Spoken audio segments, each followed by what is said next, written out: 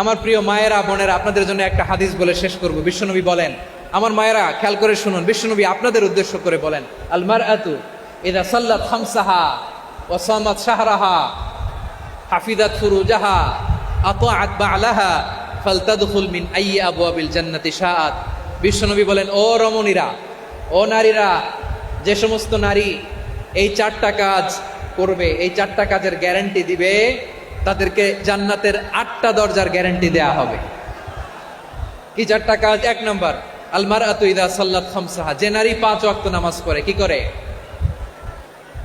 জেলা স্টেডিয়ামে অবস্থানরত আমার নারীরা বোনেরা, বিশ্বনবী আপনাদেরকে 4টা কাজের কথা বলেছেন, খুব বেশি না। 4টা করলে 8 জান্নাতের দরজা সব খোলা। কোনটা দিয়ে যাবেন? যেটা দিয়ে মনে চায়। 1 নম্বর 5 ওয়াক্ত নামাজ।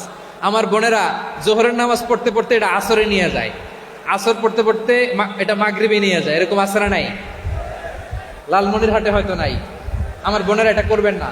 ইন্নাস সালাতা কানাত আলাল মুমিনিনা কিতাবাম মাওকুতা, সময় মতো পড়বেন, এগুলো রাখবেন।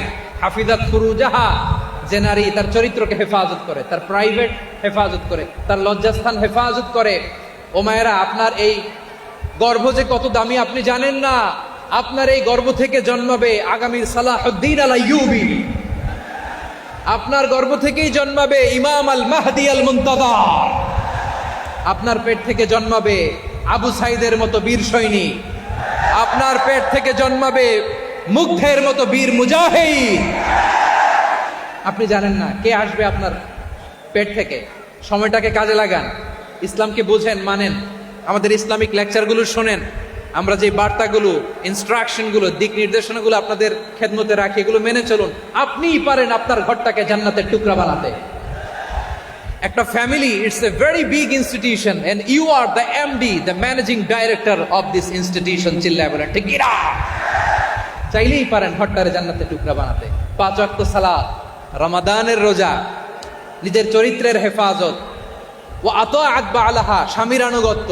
এটাতে অনেকে ভুল করে থাকে। হায় রে আমার বোনেরা, স্বামীর আনুগত্যকে এটা নিজের অপমান মনে করবেন না। আপনার স্বামী আপনার সবচেয়ে বড় গার্ডিয়ান, তিনি আপনার সবচেয়ে ভালো চায়। নারী কখনো গার্ডিয়ানশিপের বাইরে থাকতে পারে না।